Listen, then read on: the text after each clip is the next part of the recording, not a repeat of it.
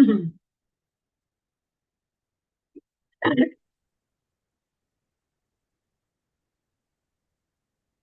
വാതില് തുറക്കുക.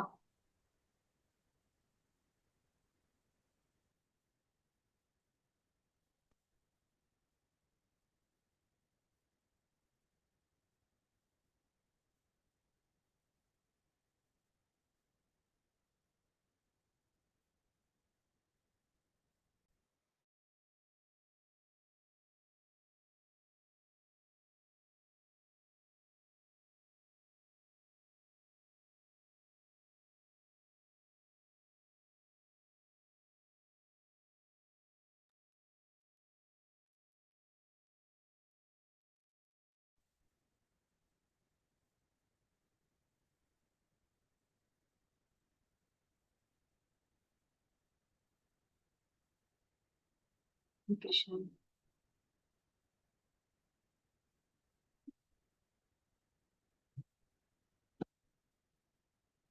ശ്രീകൃഷ്ണ पूर्णज्ञानतिमिरान्धस्यानाशलाघया चक्षुर्मीलितं येन तस्मै श्रीगुरवे नमः।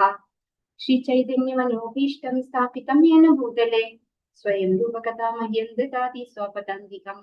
वन्देऽहं श्रीगुरो श्रीयुतपदकमलं श्रीगुरुं वैष्णवांश श्रीरूपं साग्रजातं सागणरघुनाथान्वितं तं सजीवं साद्वैतं सावधूतं गर्जनसहितं कृष्णचैतन्यदेवं श्रीराधा कृष्ण पादान् सह गणललिता श्री विशाखान्वितांश। नमः ओं विष्णुपादाय कृष्णप्रेष्ठाय भूतले श्रीमते जयपताका स्वामी इति नाम्ने नमाचार्यपादाय निताय कृपप्रदायिने गौरकथादामदाय नगरग्रामतारिणे।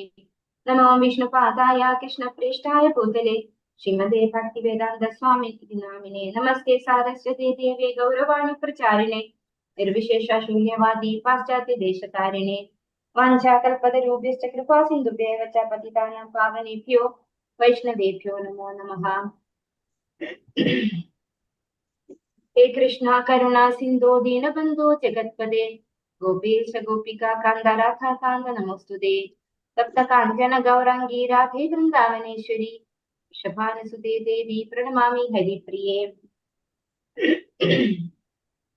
जय श्री कृष्ण चैतन्य प्रभु नित्यानंद श्री अद्वैत गदाधर श्रीवासादि गौर भक्त वृंद। हरे कृष्ण हरे राम राम राम हरे हरे। हरे कृष्ण ശ്രീ രാധാ ഗോവിന്ദ് മന്ദിർ ഇസ്കോൺ മാംഗ്ലൂരിന്റെ ഭഗവത്ഗീത ലെവൽ 2 ക്ലാസ്സിലേക്ക് എല്ലാ ഭക്തന്മാർക്കും സ്വാഗതം. ഹരേ കൃഷ്ണ. കഴിഞ്ഞ ദിവസം നമ്മൾ 16ാമത്തെ അധ്യായം പകുതി എടുത്തു അല്ലെ. അതിൽ എന്തൊക്കെയാ പഠിച്ചെന്ന് ആരെങ്കിലും ഒക്കെ പറയോ? ഹരേ കൃഷ്ണ.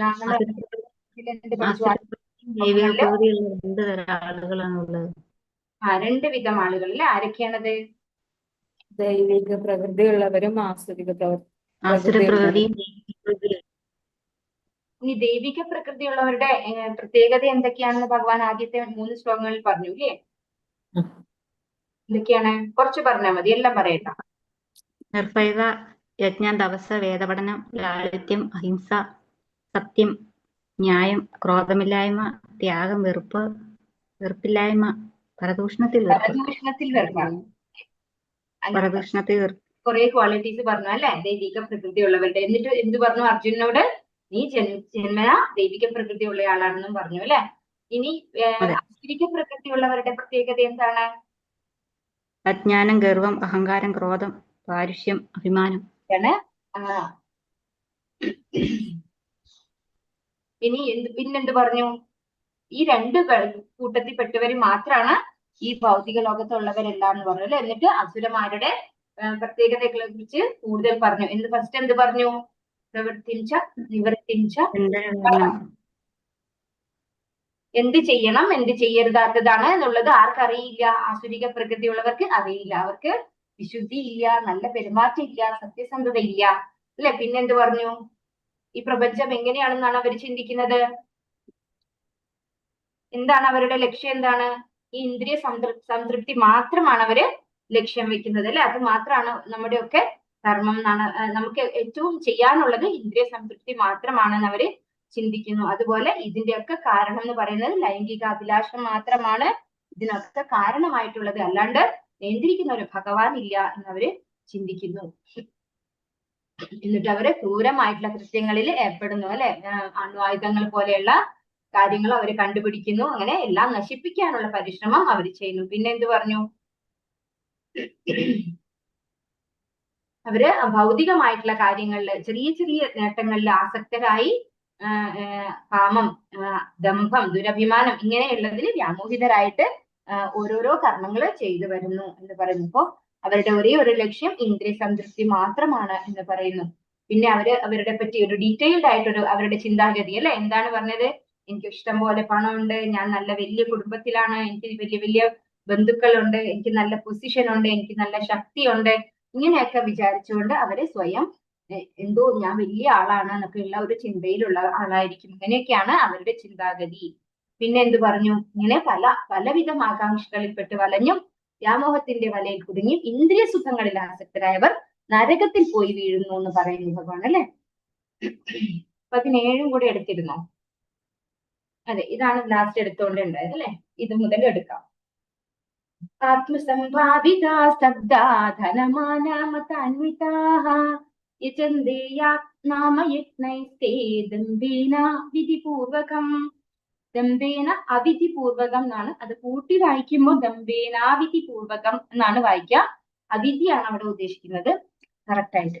നിഷേധികളും സ്വയം സംതൃപ്തരുമായി സമ്പത്ത്, ദുരഭിമാനം ഇവയാൽ വ്യാമോഹിതരായി അഹങ്കാരത്തോടെ അവർ ചിലപ്പോൾ വൈദിക വിധികൾ അനുസരിക്കാതെ തന്നെ പേരിന് ചില യജ്ഞങ്ങൾ അനുഷ്ഠിക്കാറുണ്ട്.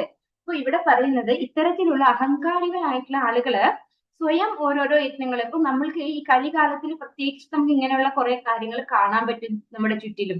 അതായത് നമുക്ക് ആർക്കും അറിയില്ല എന്താണ് ശരിക്കുള്ള യജ്ഞം എന്ന്, നമുക്ക് ആർക്കും അറിയില്ല. അപ്പോ ആരെങ്കിലും ഒക്കെ ഇങ്ങനെ എന്തെങ്കിലും യജ്ഞം ഓരോ പേര് പറഞ്ഞ് നമ്മൾ ചെയ്യുമ്പോൾ നമ്മള് അതാണ് ശരി എന്ന് വിചാരിച്ച് നമ്മളും അതിനെ ചിലപ്പോൾ ഫോളോ ചെയ്യും. അവര് ഭയങ്കര അറിവുള്ള കുറെ ശ്ലോകങ്ങളൊക്കെ ചൊല്ലിക്കഴിഞ്ഞാല് നമുക്ക് അറിയില്ല, അല്ലെ? സംസ്കൃതത്തില് എന്തെങ്കിലുമൊക്കെ പറഞ്ഞു കഴിഞ്ഞാൽ നമ്മൾ വിചാരിക്കും അവർക്ക് നല്ല അറിവുണ്ടെന്ന്. അപ്പൊ അങ്ങനെ ആളുകൾ അവരെ റെസ്പെക്റ്റും ചെയ്യുന്നതാണ് പ്രഭുപാദര് പർപ്പോട്ടിൽ പറയുന്നത്. അപ്പൊ അത്തരത്തിൽ അവര് വൈദിക വിധിയൊന്നും അനുസരിക്കാതെയാണ് അവർ ചെയ്യുക. എന്തിനു വേണ്ടിയാണ് അവർ ചെയ്യുന്നത്? അവരെല്ലാരും റെസ്പെക്ട് ചെയ്യണം, അവർക്ക് എന്തോ അറിവുണ്ടെന്ന് മറ്റുള്ളവരെ ബോധ്യപ്പെടുത്താൻ വേണ്ടിയാണ് അവർ ചെയ്യുക. അതാണ് ഇവിടെ അഹങ്കാരത്തോടെ അവർ ചിലപ്പോൾ വൈദിക വിധികൾ അനുസരിക്കാതെ തന്നെ പേരിന് ചില യജ്ഞങ്ങൾ അനുഷ്ഠിക്കാറുണ്ട്. അപ്പൊ നമുക്ക് ഇന്നത്തെ കാലത്ത് കാണുന്ന ചില യജ്ഞങ്ങളൊക്കെ ഇങ്ങനെ കാണാൻ സാധിക്കാറുണ്ട്.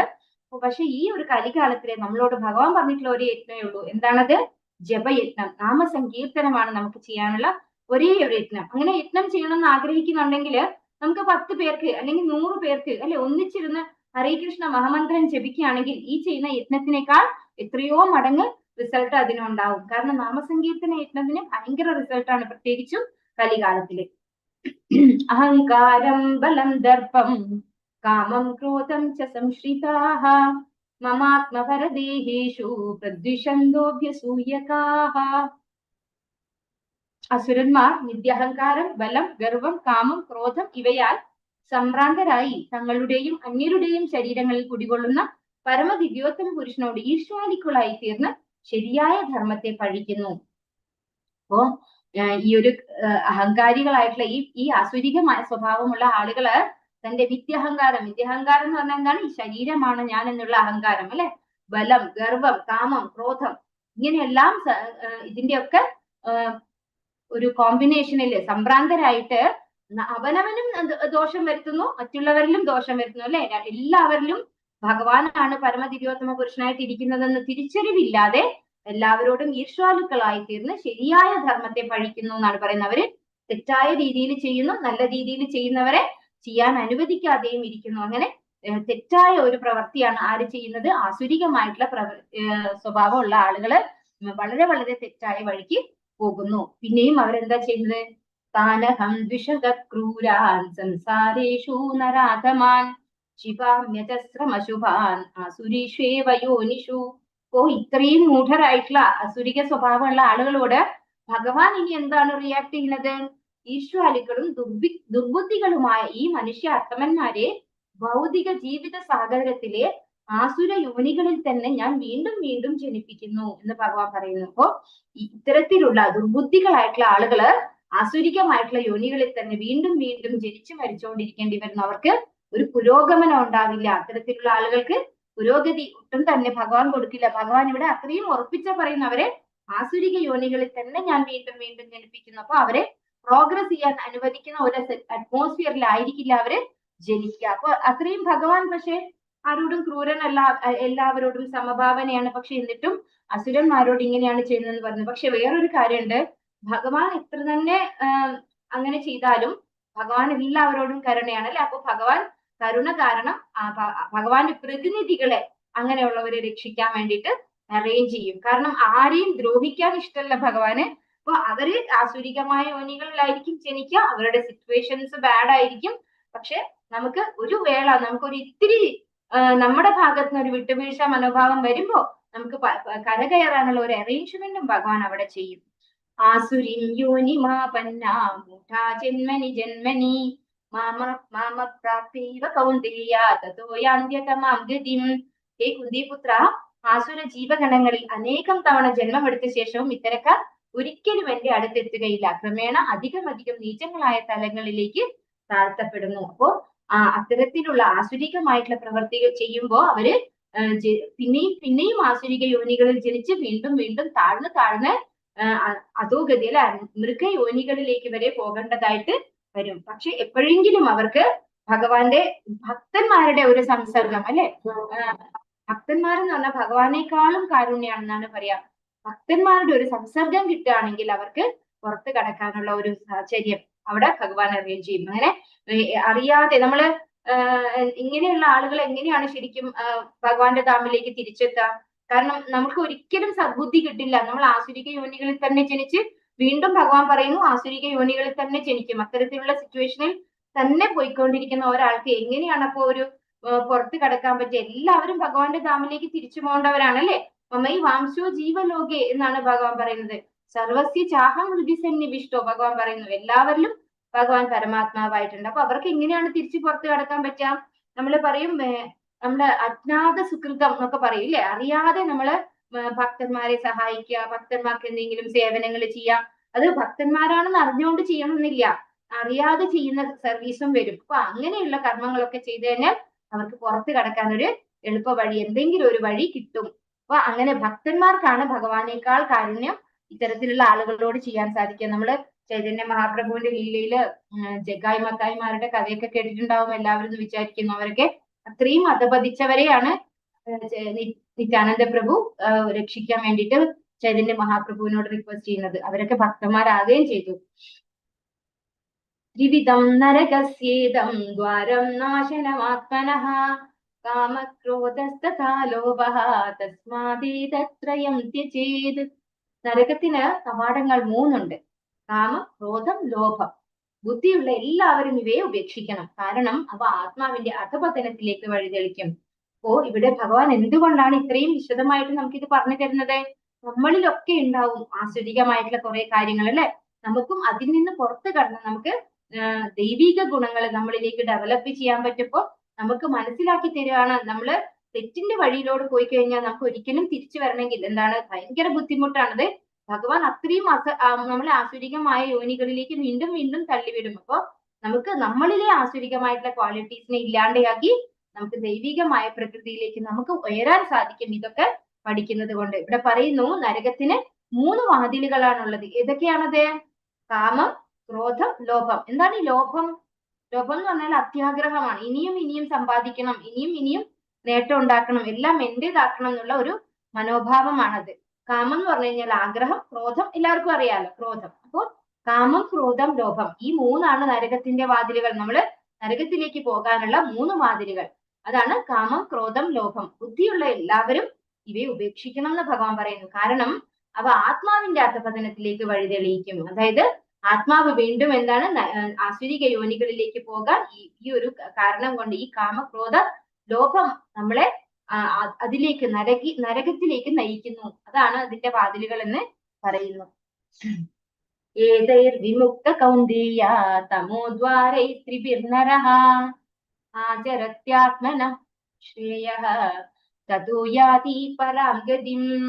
കുന്തിപുത്ര, ഈ 3 നരകദ്വാരങ്ങളിൽ നിന്ന് രക്ഷ പ്രാപിച്ചവർ ആത്മസാക്ഷാത്കാരത്തിനുതകുന്ന കർമ്മങ്ങൾ ചെയ്ത് ക്രമേണ പരമപദത്തിലെത്തും. ഇതിന്ന് രക്ഷയുണ്ട് അല്ലെ? അതുകൊണ്ടാണ് ഭഗവാൻ പറയുന്നത് ഈ 3 നരകദ്വാരങ്ങളിൽ നിന്ന് രക്ഷ പ്രാപിച്ചവർ അവർക്ക് എന്താണ് ആത്മസാക്ഷാത്കാരത്തിന് ഉതകുന്ന കർമ്മങ്ങൾ ചെയ്ത് ക്രമേണ പരമപദത്തിലെത്തും. അപ്പൊ അവർക്ക് ഭക്തിയുത സേവനം ചെയ്തുകൊണ്ട് ഭഗവാന്റെ ധാമത്തിലേക്ക് തിരിച്ചു പോകാൻ സാധിക്കും. നമ്മൾ ഈ ഒരു നരകത്തിന്റെ വാതിലിലേക്ക് നമ്മൾ പോകാതെ കാമക്രോധ ലോഭങ്ങളെ നമ്മൾ അകറ്റി നിർത്തിക്കഴിഞ്ഞാൽ നമുക്ക് രക്ഷപ്പെടാനുള്ള വഴിയിലേക്ക് നമ്മൾക്ക് ആത്മസാക്ഷാത്കാരത്തിനുള്ള കർമ്മങ്ങൾ ചെയ്തുകൊണ്ട് ഭഗവാന്റെ ധാമത്തിലേക്ക് തിരിച്ചു പോകാൻ സാധിക്കും. അതുകൊണ്ടാണ് പരമപദം എന്ന് പറഞ്ഞാൽ എന്താണ്? ഭഗവാന്റെ ധാമത്തിലേക്ക് തിരിച്ചു പോകുക എന്ന് തന്നെയാണ് അവിടെ പറയുന്നത്. ശാസ്ത്രവിധിമുത്സൃജ്യ വർത്തതേ കാമകാരതഃ ന സ സിദ്ധിമവാപ്നോതി ന സുഖം ന പരാംഗതിം. ശാസ്ത്രവിഹിതങ്ങളായ വചനങ്ങളെ കണക്കിലെടുക്കാതെ തന്നിഷ്ടം പോലെ പ്രവർത്തിക്കുന്നവർക്ക് പൂർണ്ണതയോ പരമലക്ഷ്യപ്രാപ്തിയോ സുഖം പോലുമോ നേടാനാവില്ല. അപ്പൊ നമ്മള് ശാസ്ത്രങ്ങൾ മുഴുവൻ നമുക്ക് തന്നിട്ടുള്ളത് എന്തിനാണ്? നമുക്ക് നേരായ വഴിയിലൂടെ നടക്കാൻ വേണ്ടിയാണ് അല്ലെ?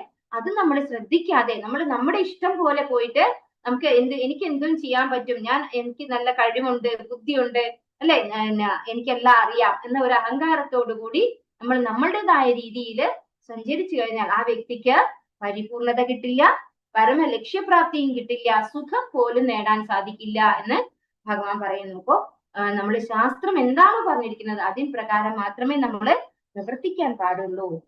അപ്പൊ അടുത്ത ശ്ലോകത്തിൽ അത് തന്നെ ഭഗവാൻ പറയുന്നു.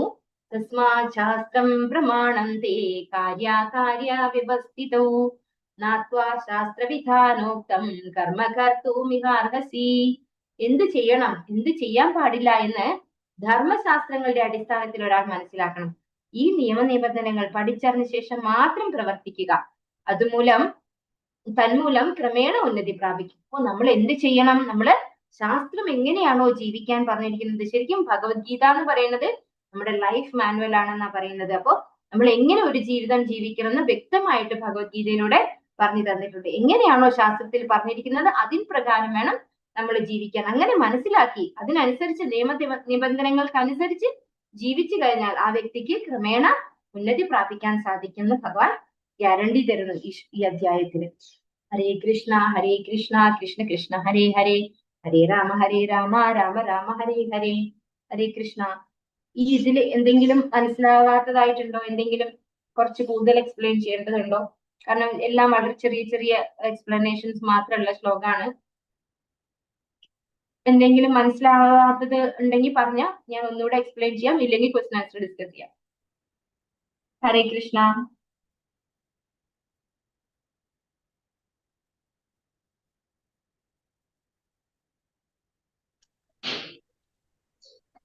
മാതാജിയാണോ മ്യൂട്ട് ആക്കിയിരിക്കുന്നത്? ആരും ഒന്നും പറയുന്നില്ലാത്തോണ്ട്. ഓക്കെ. മ്യൂട്ട് ആക്കിയിട്ടില്ലല്ലോ ഞാൻ ആരെയും. ഹരേ കൃഷ്ണ. എന്താ ആരും ഒന്നും പറയാത്തെ? എല്ലാവരും പറ്റുമെങ്കിൽ വീഡിയോ ഓൺ ആക്കിയിട്ടിരിക്കണം കേട്ടോ. ആകെ 3 പേരാണുള്ളത്. കൃഷ്ണ. അടുത്ത ക്ലാസ്സിൽ വരുമ്പോ എല്ലാവരും പ്രിപ്പയർ ആയിട്ട് വീഡിയോ ഓൺ ആക്കി തന്നെ ഇരിക്കണം കേട്ടോ. നാളെ മുതല്. ഹരേ കൃഷ്ണ. മനസ്സിലായോ? 16-ാമത്തെ അധ്യായം മനസ്സിലായോ? മനസ്സിലായി മാതാജി. അപ്പൊ ചോദ്യം, ഈ ലോകത്തിലുള്ള 2 സൃഷ്ടികൾ ഏതെല്ലാം?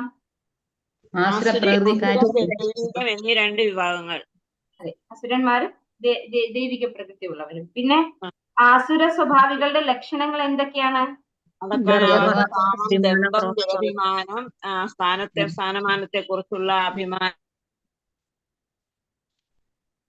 ക്രോധം, പരുഷമായ പെരുമാറ്റം, സത്യത്തെ കുറിച്ച് അറിവില്ലായ്മ, സുഖഭോഗാസക്തി വളർന്നു കൊണ്ടിരിക്കും. സ്വയം കീർത്തനങ്ങൾ ഉണ്ടാക്കി വാഴ്ത്തും. അവര് ദൈവത്തിൽ വിശ്വസിക്കുന്നുമില്ല അല്ലെ? ഒരു ഭഗവാൻ ഉണ്ടെന്ന് അവര് വിശ്വസിക്കുന്നുമില്ല. പിന്നെ അടുത്തത് ഇന്ദ്രിയ സന്ദർപ്പണമാണ് മാനുഷിക സംസ്കാരത്തിന്റെ പ്രധാന ആവശ്യമെന്ന് ആരാണ് കരുതുന്നത്? സ്വഭാവികൾ. മനുഷ്യ അധമന്മാരോടുള്ള ഭഗവാന്റെ കാഴ്ചപ്പാട് എങ്ങനെയാണ്? ഈർഷ്യാലുക്കളും ദുർബുദ്ധികളുമായ മനുഷ്യാധമന്മാരെ ഭൗതിക ജീവിത സാഗരത്തിലെ ആസുര യോനികളിൽ തന്നെ ഭഗവാൻ വീണ്ടും വീണ്ടും ജനിപ്പിക്കുന്നു. അത്തരത്തിലുള്ള ആളുകളെ വീണ്ടും വീണ്ടും ആസുരിക യോനികളിൽ ഭഗവാൻ ജനിപ്പിക്കുന്നു. ഒന്നുകൂടി പറയാമോ? അതൊന്നുകൂടി പറയൂ. ഈർഷ്യാലുക്കളും ദുർബുദ്ധികളുമായ 19. മനുഷ്യാധമന്മാരെ ഭൗതിക ജീവിത സാഗരത്തിൽ അസുരയോനികളിൽ തന്നെ ഭഗവാൻ വീണ്ടും വീണ്ടും ജനിപ്പിക്കുന്നു. ഹരേ കൃഷ്ണ. അത് 19ാമത്തെ ശ്ലോകമാണ് മാതാജി. 19ാമത്തെ ശ്ലോകം. നരകത്തിന്റെ 3 കവാടങ്ങൾ ഏതൊക്കെയാണ്? കാമം, ക്രോധം, ലോഭം. ശാസ്ത്രവിഹിതങ്ങളായ വചനങ്ങളെ കണക്കിലെടുക്കാത്ത അവർക്ക് എന്ത് സംഭവിക്കുന്നു? തന്നിഷ്ടം പോലെ പരിപൂർണതയോ പരമലക്ഷ്യപ്രാപ്തിയോ സുഖം പോലുമോ നേടാൻ സാധിക്കില്ല. എങ്ങനെയുള്ള വ്യക്തിക്ക് ഉന്നതി പ്രാപിക്കാൻ സാധിക്കും? എന്ത് ചെയ്യണം എന്ത് ചെയ്യാൻ മനസ്സിലാക്കാനും ധർമ്മശാസ്ത്രങ്ങളുടെ എങ്ങനെ മനസ്സിലാക്കി അതിനനുസരിച്ച് പ്രവർത്തിക്കുന്ന ഒരു വ്യക്തിക്ക് മാത്രമാണ് ഉന്നതി പ്രാപിക്കാൻ.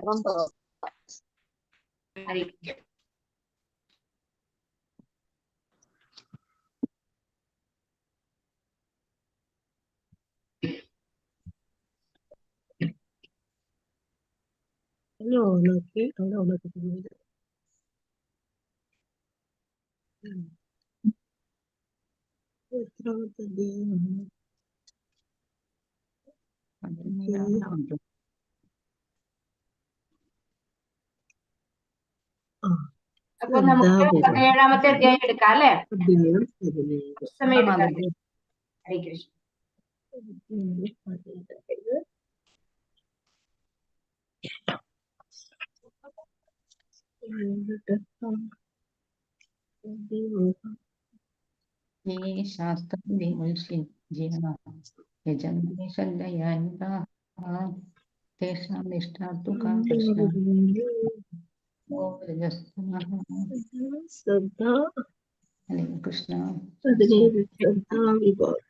ഹരേ കൃഷ്ണ. ഹരേ കൃഷ്ണ. നമുക്ക് അടുത്ത അധ്യായം ശ്രദ്ധാവിഭാഗങ്ങൾ. എന്താണ് ശ്രദ്ധാവിഭാഗങ്ങൾ? ശ്രദ്ധ എന്ന് പറഞ്ഞാൽ എന്താണ്? സംസ്കൃതം വാക്കാണത് ശ്രദ്ധ. എന്താണ് ശ്രദ്ധയുടെ അർത്ഥം? എന്താണ്? വിശ്വാസം അല്ലെ? വിശ്വാസം. അതായത് എത്ര തരത്തിലുള്ള വിശ്വാസങ്ങൾ, അതാണ് ഇവിടെ ശ്രദ്ധാവിഭാഗങ്ങൾ എന്ന് പറയുന്നത്. അർജുന ഉവാച യേ ശാസ്ത്രവിധിമുത്സൃജ്യ യജന്തി ശ്രദ്ധയാന്വിതാഃ തേഷാം നിഷ്ഠാ തു കാ കൃഷ്ണ സത്വമാഹോ രജസ്തമഃ. അർജുനൻ ചോദിച്ചു, അല്ലയോ കൃഷ്ണ, ശാസ്ത്രവിധികളെ ഒന്നും പിന്തുടരാതെ തങ്ങളുടെ സ്വന്തം ഭാവനയനുസരിച്ച് ആരാധന ചെയ്യുന്നവരുടെ സ്ഥിതി എന്താണ്? സത്വരജസ്തമ ഗുണങ്ങളിൽ ഏതാണ് അവരിൽ കാണുന്നത്? അപ്പൊ കഴിഞ്ഞ അധ്യായത്തിലെ അവസാനം ഭഗവാൻ എന്താ പറഞ്ഞത്? നമ്മള് ശാസ്ത്രവിധി പ്രകാരം വേണം ജീവിക്കാൻ അല്ലെ? നമ്മുടേതായ ഇഷ്ടത്തിന് ജീവിക്കാൻ പാടില്ല. അങ്ങനെ ജീവിച്ചാൽ നമുക്ക് പരിപൂർണത ഉണ്ടാവില്ല, പരമലക്ഷ്യപ്രാപ്തി ഉണ്ടാവില്ല, സുഖം പോലും കിട്ടില്ല എന്ന് ഭഗവാൻ പറഞ്ഞു അല്ലെ? അപ്പൊ അർജുനൻ ചോദിക്കുകയാണ്, ശാസ്ത്രവിധികളെ ഒന്നും പിന്തുടരാതെ തങ്ങളുടെ സ്വന്തം ഭാവന അനുസരിച്ച് ആരാധന ചെയ്യുന്നവരുടെ സ്ഥിതി എന്താണ്? അവരുടെ ഗതി എന്താണ്? അവർക്ക് ഏത് ഗുണമാണ് അവരിൽ കാണുന്നത്? സത്യ, രജസ്, തമസ് അല്ലെ? ഈ 3 ഗുണങ്ങളിൽ ഏത് ഗുണമാണ് അവരിൽ മുന്നിട്ട് കാണുന്നത്? അവനവന്റെ ഇഷ്ടത്തിന് പ്രവർത്തിക്കുന്ന ആളുകൾ അല്ലെ? നമ്മള് ശാസ്ത്രങ്ങളൊന്നും അനുസരിക്കാതെ ചെയ്യുന്ന അവര് ഏത് ഗുണത്തിലാണ് ഇരിക്കുന്നത് എന്ന് ചോദിക്കുകയാണ് അർജുനൻ ഭഗവാനോട്. ശ്രീ ഭഗവാനുവാച ത്രിവിധാ ഭവതി ശ്രദ്ധാ ദേഹിനാം സാ സ്വഭാവച സാത്വികീ രാജസീ ചൈവ താമസീ ചേതി താം ശൃണു. ശ്രീ ഭഗവാൻ പറഞ്ഞു, ശരീരസ്ഥനായ ജീവാത്മാവിന്റെ പൂർവ്വ ആർജിത പ്രകൃതി ഗുണങ്ങൾക്കനുസരിച്ച് അതിന്റെ വിശ്വാസം സാത്വികമോ രാജസികമോ താമസികമോ ആയിത്തീരുന്നു. ഇതേപ്പറ്റി കേൾക്കൂ. അപ്പോ ഓരോ ജീവാത്മാവും ഓരോ ശരീരം സ്വീകരിച്ചിട്ടുണ്ടല്ലേ? ശരീരസ്ഥനായ ജീവാത്മാവിന്റെ പൂർവാർജിത പ്രകൃതിക്കനുസരിച്ച് അവരുടെ വിശ്വാസം, അവർ ഏത് വിശ്വാസത്തിലാണ്? സാത്വികമായിട്ടുള്ള വിശ്വാസത്തിലാണോ, രാജസികമായ വിശ്വാസത്തിലാണോ, താമസികമായ വിശ്വാസത്തിലാണോ എന്നത് നിർണയിക്കുന്നത് അവരുടെ പൂർവാർജിത പ്രകൃതി ഗുണങ്ങൾക്കനുസരിച്ചാണ് എന്ന് പറയുന്നു. ഇനി അത് ഭഗവാൻ ഡീറ്റെയിൽഡ് ആയിട്ട് പറഞ്ഞു തരുന്നു. സത്വാനുരൂപ സർവസ്യ ശ്രദ്ധാ ഭവതി ഭാരത ശ്രദ്ധാമയോയം പുരുഷോ യോയശ്രദ്ധ സ ഏവ സഹ. വ്യത്യസ്തമായ പ്രകൃതി ഗുണങ്ങളിൽ സ്ഥിതി ചെയ്യുന്നതിനനുസരിച്ച് അല്ലയോ ഭാരതശ്രേഷ്ഠ, ഓരോ വ്യക്തിയും ഓരോ തരത്തിലുള്ള വിശ്വാസത്തെ വളർത്തിയെടുക്കുന്നു. താൻ ആർജിച്ച ഗുണങ്ങൾക്കനുസരിച്ച് ജീവസത്തകളിൽ ഓരോ പ്രത്യേക വിശ്വാസമുള്ളവരെന്ന് പറയപ്പെടുന്നു. അപ്പോ ഇവിടെ പറയുന്നു, നമ്മൾ ഓരോരോ സിറ്റുവേഷനിലാണ് ഓരോരുത്തരും ഇരിക്കുന്നത് അല്ലെ. ആ സിറ്റുവേഷനിൽ പോകാൻ എന്താ കാരണം? കഴിഞ്ഞ അധ്യായത്തിൽ ഭഗവാൻ പറഞ്ഞു അല്ലെ, ഞാൻ അവരെ വീണ്ടും വീണ്ടും ആസുരീം യോനികളിൽ തന്നെ നിർത്തിക്കും. അപ്പൊ അത്തരത്തിലുള്ള മോശം സാഹചര്യങ്ങളിൽ ഒരു വ്യക്തി ആകുന്നുണ്ടെങ്കിൽ അതിന്റെ കാരണം എന്താണ്? അവരുടെ പൂർവ്വജന്മ കർമ്മമാണ് അല്ലെ. അപ്പൊ ഇവിടെ മുമ്പത്തെ ശ്ലോകത്തിലും ഭഗവാൻ പറഞ്ഞു എന്താണ്? നമ്മുടെ പൂർവാർജിത പ്രകൃതി ഗുണം അനുസരിച്ചാണ് നമ്മുടെ ഓരോരുത്തരുടെയും വിശ്വാസം. അപ്പൊ നമ്മൾ അതിനനുസരിച്ചാണ് നമ്മൾ ഓരോ കുടുംബങ്ങളിൽ പോയി ജനിക്കുന്നത് അല്ലെ.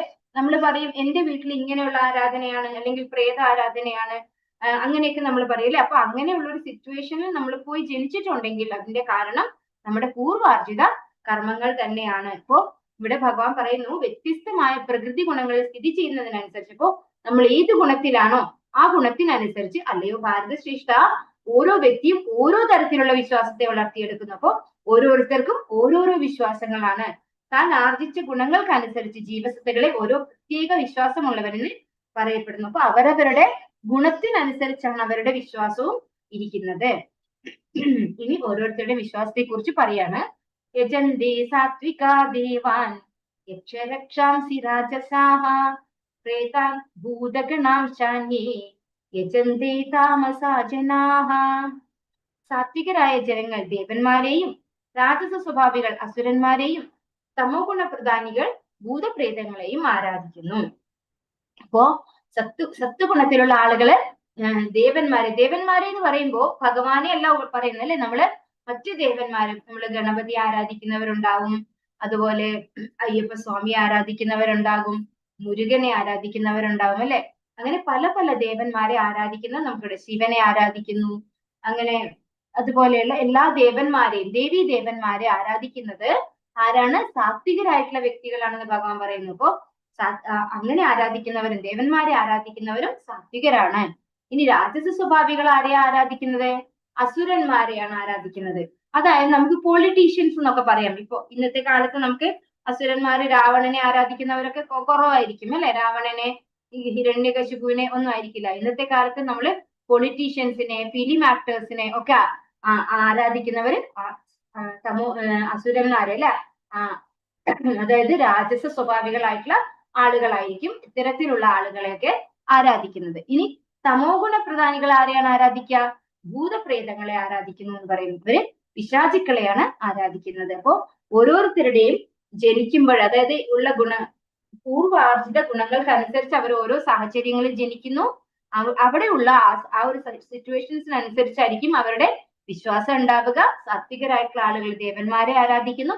രാജസിക സ്വഭാവമുള്ളവര് അസുരന്മാരെ. ഇന്നത്തെ കാലഘട്ടത്തിൽ പറയുകയാണെങ്കിൽ വ്യക്തി ആരാധന, നമ്മള് പൊളിറ്റീഷ്യൻസ് എങ്ങനെയാണോ സമൂഹത്തിൽ ബലവാന്മാരായിട്ടുള്ള ആളുകൾ, പൊളിറ്റീഷ്യൻസ്, അതുപോലെ ഫിലിം ആക്ടേഴ്സ്, റിച്ച് ആയിട്ടുള്ള ആളുകളൊക്കെ നോക്കിയിട്ട് അവരെയൊക്കെ ആരാധിക്കുന്നു. തമോ ഗുണപ്രധാനികൾ ഭൂതപ്രേത പിശാചുക്കളെ ആരാധിക്കുന്നു. അശാസ്ത്രവിഹിതം ഘോരം തപ്യന്തേ യേ തപോജനാഃ ദംഭാഹങ്കാര സംയുക്താഃ കാമരാഗബലാന്വിതാഃ കർഷയന്തഃ ശരീരസ്ഥം ഭൂതഗ്രാമാമചേതസഃ മാം ചൈവാന്തഃ ശരീരസ്ഥം താൻ വിദ്യാസുരനിശ്ചയാൻ. കാമം, ആസക്തി എന്നിവയാൽ പ്രേരിതരായി അഹംഭാവത്തോടുകൂടി സ്വശരീരത്തിലെ ഭൗതിക മൂലകങ്ങളെയും ശരീരത്തിൽ കുടികൊള്ളുന്ന പരമാത്മാവിനെ തന്നെയും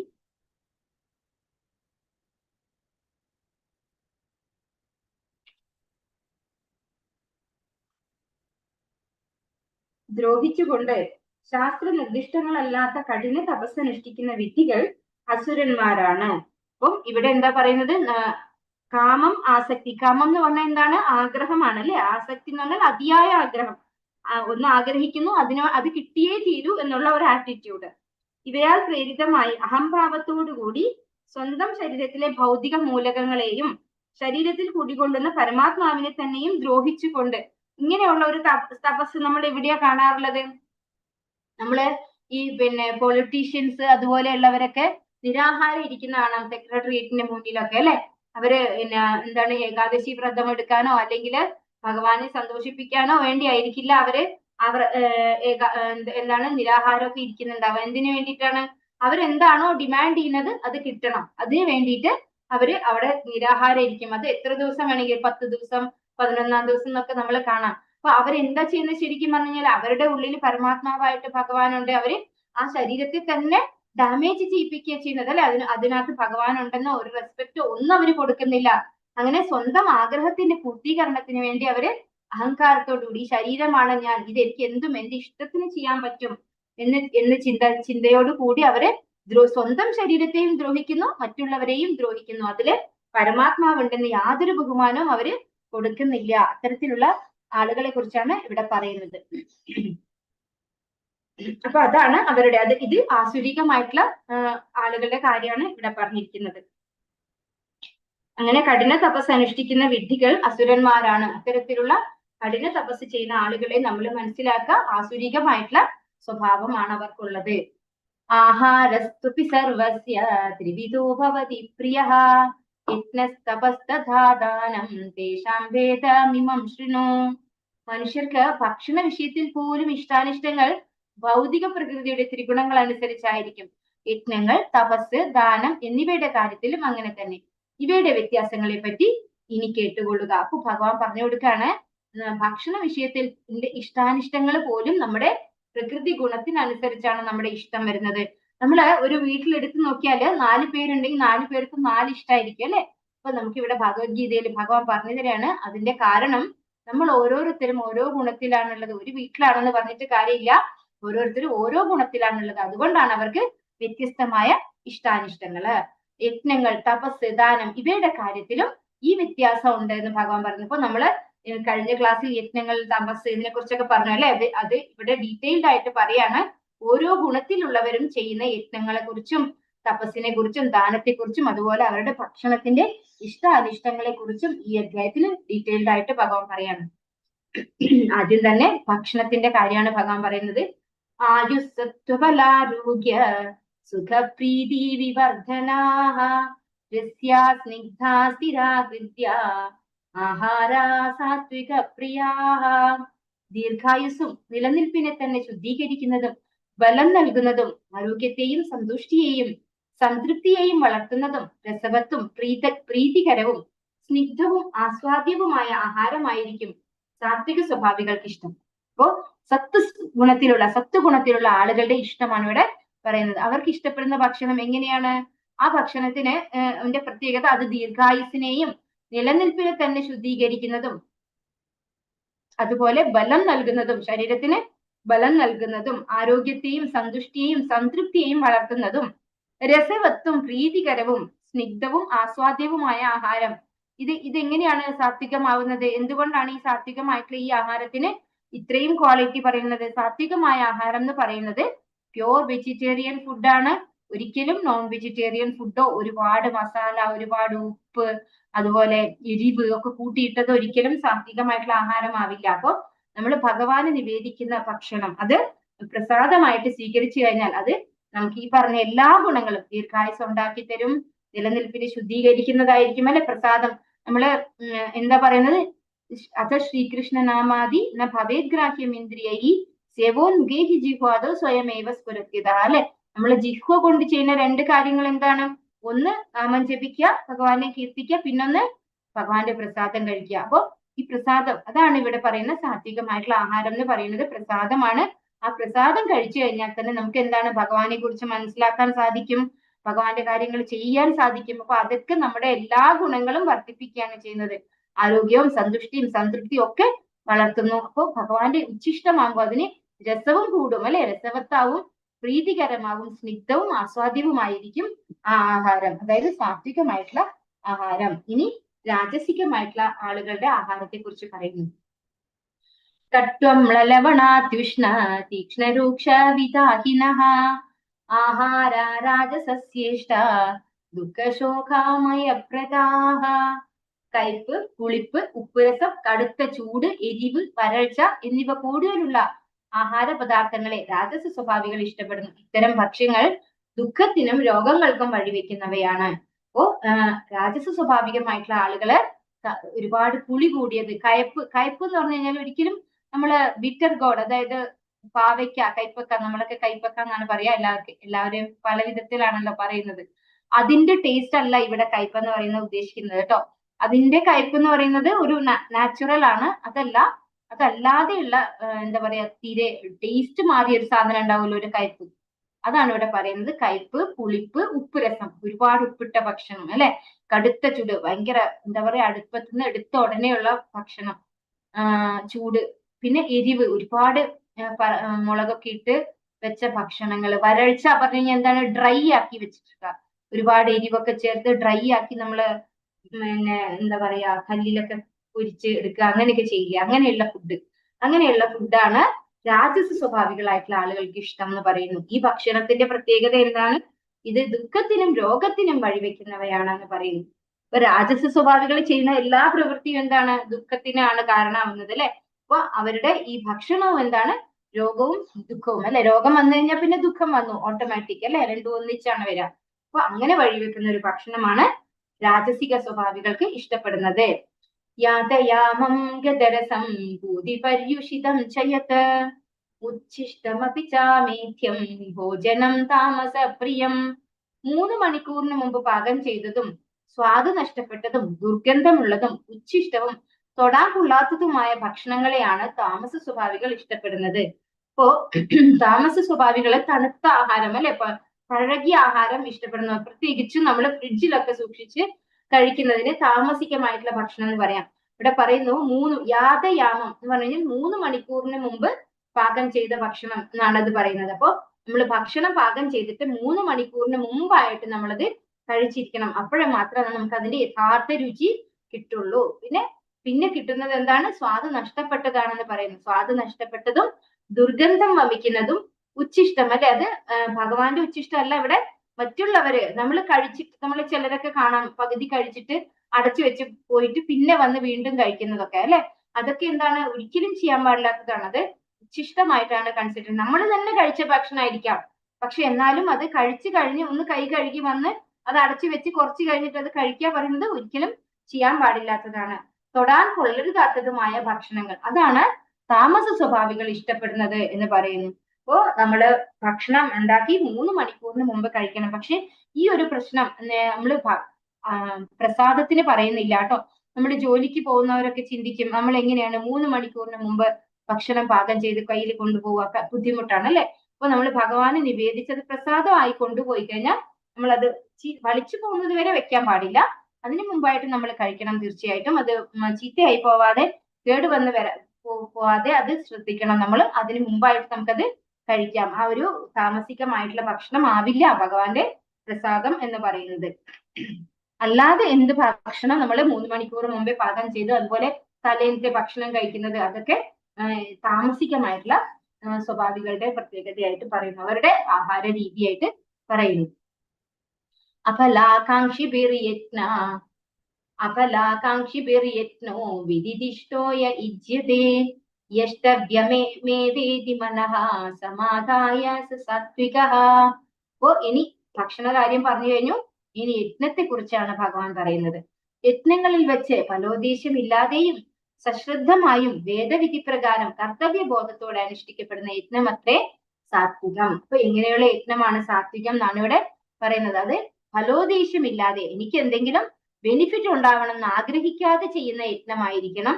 സശ്രദ്ധമായും വേദവിധി പ്രകാരവും അതുപോലെ കർത്തവ്യബോധത്തോടെ, ഇത് ഞാൻ ചെയ്യേണ്ട ഒരു ഡ്യൂട്ടിയാണ് എന്ന് വിചാരിച്ചുകൊണ്ട് നമ്മൾ അത് ചെയ്യണം. നമ്മൾ ശ്രദ്ധാപൂർവമായിരിക്കണം ചെയ്യുന്നത്, വേദവിധി പ്രകാരമായിരിക്കണം. നമ്മൾ നമ്മുടെ ഇഷ്ടത്തിനൊരു യജ്ഞം ഉണ്ടാക്കുകയല്ല വേണ്ടത്. വേദത്തിൽ പറഞ്ഞതിന് പ്രകാരം നമ്മൾ അനുഷ്ഠിക്കുന്ന, നമ്മൾക്ക് എന്തെങ്കിലും ബെനിഫിറ്റ് ഉണ്ടാവണമെന്ന് ആഗ്രഹിക്കാതെ ചെയ്യുന്ന യജ്ഞമാണ് സാത്വികമായ യജ്ഞം എന്ന് പറയുന്നു. അഭിസന്ധായ തു ഫലം ദംഭാർത്ഥമപി ചൈവയത് ഇച്ഛ്യതേ ഭരതശ്രേഷ്ഠ തം യജ്ഞം വിദ്ധി രാജസം.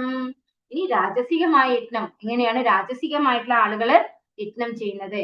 ഭൗതികമായ ഏതെങ്കിലും പ്രയോജനത്തിന് വേണ്ടിയോ ഗർവ് കാട്ടാനായോ അനുഷ്ഠിക്കപ്പെടുന്ന യജ്ഞം രാജസം എന്നറിയുക, അല്ലയോ ഭരതശ്രേഷ്ഠ. അപ്പോ ഭഗവാൻ പറയുന്നു, നമ്മൾക്ക് ഞാൻ എന്തോ ചെയ്യുന്നു, ഇതിന് ഉദാഹരണം നമുക്ക് ഇന്നത്തെ കാലത്ത് ഇഷ്ടം പോലെ കാണാം അല്ലെ. ചിലരൊക്കെ എന്താണ് വലിയ വലിയ എമൗണ്ട് ഡൊണേഷൻ ചെയ്യും അമ്പലങ്ങൾക്ക് വേണ്ടിയിട്ട്, എന്നിട്ട് പറയും ഇന്നയാളാൽ ഡൊണേറ്റഡ് ബൈ എന്ന് പറഞ്ഞ് അവിടെ എഴുതുകയും ചെയ്യും, അഡ്വർടൈസ് ചെയ്യും അല്ലെ. ഇന്നയാൾ ഉണ്ടാക്കിയതാണ് ഈ ചുമര്, അല്ലെങ്കിൽ ഈ തൂണ്, അല്ലെങ്കിൽ അവര് എന്താണ് ഇരിക്കാനുള്ള ചെയർ ഒക്കെ ഇങ്ങനെ ഡൊണേറ്റഡ്, ഞാൻ കാണാറുണ്ട് അമ്പലങ്ങളിലൊക്കെ അങ്ങനെ ഡൊണേറ്റഡ് ബൈ എന്ന് പറഞ്ഞിട്ട്. അപ്പൊ ഇതെന്താണ് ശരിക്കും അവര് ഗർവ് കാട്ടാൻ വേണ്ടിയാണ് അത് ചെയ്യുന്നത് അല്ലെ. അല്ലാണ്ട് ഇപ്പൊ നമ്മള് ഡൊണേറ്റ് ചെയ്തു മറ്റുള്ളവരെ അറിയിച്ചിട്ട് എന്തെങ്കിലും കാര്യമുണ്ടോ? നമുക്ക് ഇല്ല. അപ്പൊ നമ്മുടെ പേരെടുത്ത് എല്ലാവരും കാണണം, അറിയണം ഇന്നയാളാണത് ഡൊണേറ്റ് ചെയ്തെന്ന് വിചാരിച്ചുകൊണ്ട് ചെയ്യുന്നത് എന്താണ്? ഭൗതികമായ പ്രയോജനത്തിന് വേണ്ടിയാണ്. പിന്നെ ഗർവ് കാട്ടാനായോ നമ്മൾക്ക് എന്തെങ്കിലും നേട്ടത്തിന് വേണ്ടിയോ നമ്മൾ അനുഷ്ഠിക്കുന്ന യജ്ഞം, ഇപ്പൊ കുട്ടി ഉണ്ടാകാൻ വേണ്ടി യജ്ഞം ചെയ്യാറുണ്ട് അല്ലെ, നല്ല എന്താണ് വിവാഹം നടക്കാൻ വേണ്ടി ചെയ്യുന്നുണ്ട്. അപ്പൊ അങ്ങനെയുള്ളതൊക്കെ എന്താണ് പറയുന്നത്? രാജസികമായിട്ടുള്ള യജ്ഞം എന്ന് പറയുന്നു. അപ്പൊ നമുക്ക് എന്തെങ്കിലും നേട്ടത്തിന് വേണ്ടിയോ നമ്മുടെ പേര് മറ്റുള്ളവർ നാലാൾ അറിയട്ടെ എന്ന് കരുതിയോ ചെയ്യുന്ന യജ്ഞത്തെയാണ് രാജസികമായ യജ്ഞം എന്ന് പറയുന്നത്. വിധിഹീനമസൃഷ്ടാനം മന്ത്രഹീനമദക്ഷിണം ശ്രദ്ധാവിരഹിതം യത്നം താമസം പരിചക്ഷതേ. വേദോക്ത വിധികൾ അനുസരിക്കാതെയും പ്രസാദ വിതരണം, മന്ത്രോച്ചാരണം, പൂജാരിക്ക് ദക്ഷിണ എന്നിവ കൂടാതെയും വിശ്വാസമില്ലാതെയും ചെയ്യപ്പെടുന്ന തമോ ഗുണമുള്ളതാണ്. അപ്പൊ ഇവിടെ പറയുന്നു വേദങ്ങൾ അനുസരിക്കാതെ അല്ലെ, വേദത്തിന് എഗൻസ്റ്റ് ആയിട്ട് വേദത്തിൽ ഒന്നും പറഞ്ഞിട്ടില്ലാത്ത കാര്യമായിരിക്കും ചെയ്യുന്നുണ്ടാവുക. അതുപോലെ പ്രസാദം കൊടുക്കില്ല, വരുന്നവർക്ക് പ്രസാദം കൊടുക്കാതെയും, മന്ത്രോച്ചാരണം അതായത് വേദമന്ത്രോച്ചാരണം ഇല്ലാതെയും, ചെയ്യുന്ന പൂജാരിക്ക് ദക്ഷിണ കൊടുക്കാതെയും, നമുക്ക് ഒട്ടും വിശ്വാസം ഇല്ലാതെ ഇത് ചെയ്താൽ വല്ല ഗുണം ഉണ്ടാവുമോ എന്ന് വെച്ചാൽ എനിക്കറിയില്ല, അയാൾ എന്നോട് ചെയ്യാൻ പറഞ്ഞു ഞാൻ ചെയ്തു എന്ന് പറയുന്നവരുണ്ടാവും അല്ലെ. അപ്പൊ വിശ്വാസം ഇല്ല, നമുക്ക് ചെയ്യുന്ന കർമ്മം കൊണ്ട് റിസൾട്ട് ഉണ്ടാവും എന്നുള്ള വിശ്വാസവും ഇല്ലാതെ ചെയ്യുന്ന യജ്ഞത്തെ തമോ ഗുണത്തിലുള്ള യജ്ഞം എന്ന് പറയുന്നു. അപ്പോ എന്താണ് തമോ ഗുണത്തിലുള്ള യജ്ഞം? അത് വേദവിധി പ്രകാരമായിരിക്കില്ല, അതിൽ ചിലപ്പോ പ്രസാദ വിതരണം ഉണ്ടാവില്ല, മന്ത്രോച്ചാരണം അതും നേരെ ചൊവ്വയായിരിക്കില്ല അല്ലെ, ബ്രാഹ്മണര് യഥാർത്ഥ ബ്രാഹ്മണരായിരിക്കണം എന്നില്ല. അതുപോലെ പൂജാരിക്ക് ദക്ഷിണ ശരിയായ വിധത്തില് കൊടുക്കാതെയും, അതുപോലെ ഈ ചെയ്യുന്ന യജ്ഞം കൊണ്ട് എന്തെങ്കിലും പ്രയോജനം ഉണ്ടെന്നുള്ള ഒരു തോന്നൽ പോലും ഇല്ലാതെ, ഒരു വിശ്വാസം ഇല്ലാതെ ആരോ പറഞ്ഞു എന്തോ ചെയ്തു അല്ലെ, അങ്ങനെയുള്ള രീതിയിൽ നമ്മൾ ചെയ്യുന്ന യജ്ഞം തമോ ഗുണത്തിലുള്ള യജ്ഞമാണെന്ന് പറഞ്ഞപ്പോ നമ്മൾ ഭക്ഷണം എങ്ങനെയാണ് സാത്വികരും രാജസികരും താമസികരും ആയിട്ടുള്ളവരുടെ ഭക്ഷണം എങ്ങനെയാണെന്ന് നമ്മൾ കണ്ടു. സാത്വികമായിട്ടുള്ള യജ്ഞം എന്താണെന്ന് കണ്ടു, രാജസികമായിട്ടുള്ള യജ്ഞം കണ്ടു, താമസികമായിട്ടുള്ള യജ്ഞം കണ്ടു. ഇനി അടുത്തത് എന്താ ഭഗവാൻ പറയുന്നത്? ദേവദ്വിജ ഗുരു പ്രാജ്ഞ പൂജനം ശൗചമാർജവം ബ്രഹ്മചര്യമഹിംസ ച ശാരീരം തപ ഉച്യത്തെ. ഇനി തപസ്സിനെ കുറിച്ച് ഭഗവാൻ പറയാണ്. പരമപുരുഷൻ, ബ്രാഹ്മണൻ, ആധ്യാത്മിക ആചാര്യൻ, മാതാപിതാക്കൾ തുടങ്ങിയ ഉന്നതർ എന്നിവരെ ആരാധിക്കൽ, ദേഹശുദ്ധി, ലാളിത്യം, ബ്രഹ്മചര്യം, അഹിംസ എന്നിവയെ ശാരീരികമായ തപസ് എന്ന് പറയുന്നു. അപ്പോ എന്താണ് ശാരീരികമായ തപസ്? തപസ്സിൽ തന്നെ പല തപസ്സുണ്ട് അല്ലെ, ശാരീരികമായ തപസ്, വാങ്മയമായ തപസ്, മാനസികമായ തപസ്, ഇങ്ങനെ വ്യത്യസ്തത്തിലുള്ള തപസ്സുകളുണ്ട്. ഇത് ശാരീരികമായ തപസ്സിനെ കുറിച്ചാണ് ഇവിടെ പറയുന്നത്. ശരീരം കൊണ്ട് ചെയ്യുന്ന തപസ് അതെന്താണ്?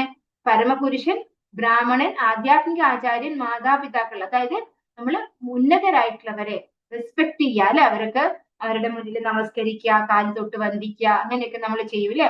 അപ്പൊ ഇത്തരത്തിലുള്ളവരെ റെസ്പെക്ട് ചെയ്യുന്നത്, ആരാധിക്കുന്നത്. അതുപോലെ ദേഹശുദ്ധി, നമ്മൾ നിത്യം കുളിക്കുക, 2 നേരം 3 നേരം കുളിക്കുക അല്ലെ, കുളിക്കണം. പിന്നെ ലാളിത്യം, നമ്മള് ലളിതമായിട്ടുള്ള ഒരു ജീവിതചര്യ ആയിരിക്കണം കൊണ്ടുപോകുന്നത്. ബ്രഹ്മചര്യം എന്ന് പറഞ്ഞു കഴിഞ്ഞാൽ വിദ്യാർത്ഥികൾക്ക് ബ്രഹ്മചര്യമാണ്, വിവാഹിതർക്ക് പാതിവ്രത്യം അല്ലെ, സ്ത്രീകൾക്ക് പാതിവ്രത്യമാണ്. പുരുഷനാണെങ്കിൽ ഒരു സ്ത്രീയോട് മാത്രമുള്ള ബന്ധവും ബ്രഹ്മചര്യത്തിൽ പെടുന്നു. അഹിംസയും നമ്മൾ പഠിച്ചു നേരത്തെ.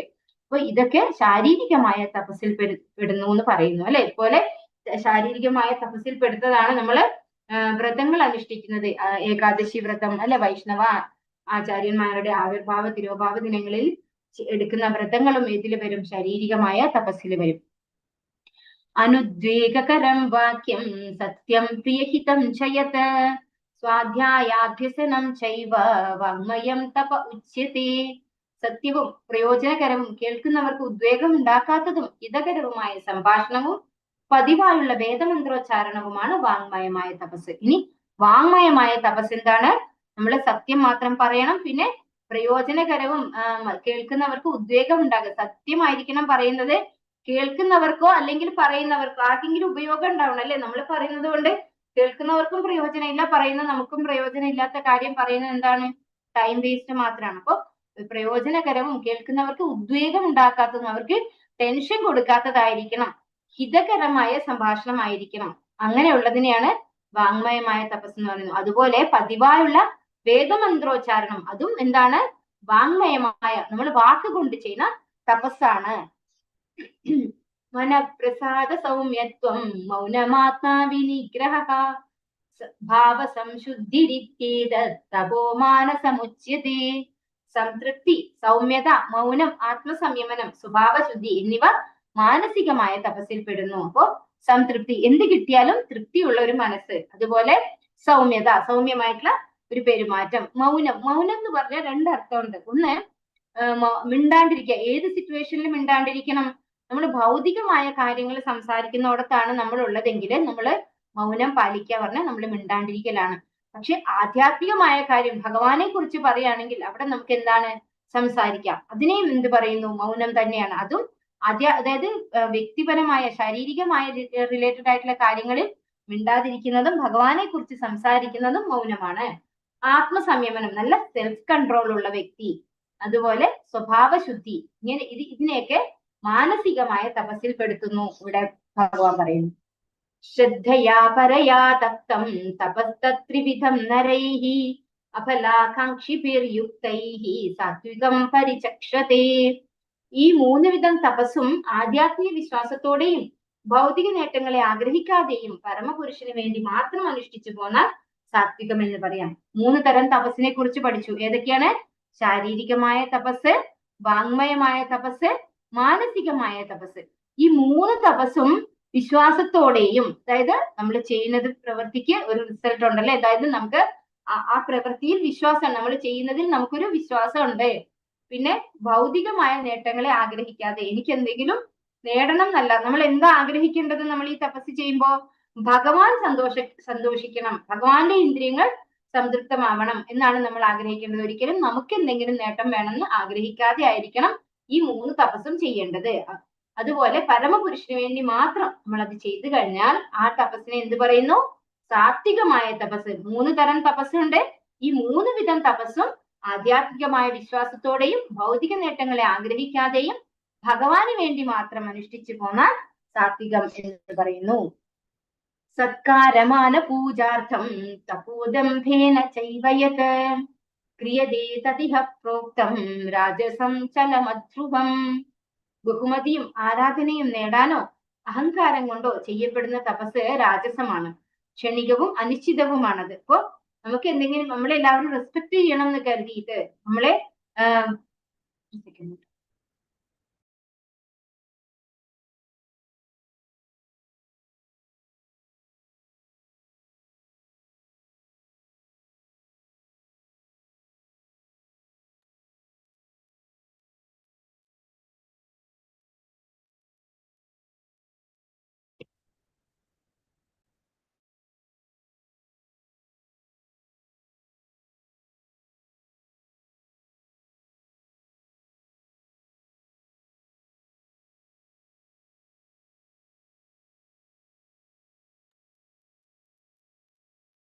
ശ്ലോകം നമുക്ക് നാളെ എടുക്കാം.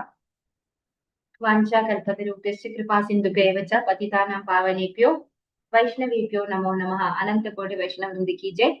श्रील प्रभुपाद की जय। गुरु महाराज की जय। निताय गौर प्रेमानंदे। हरि हरि बोल। हरे कृष्णा हरे कृष्णा। ഹരേ കൃഷ്ണ മാതാജി.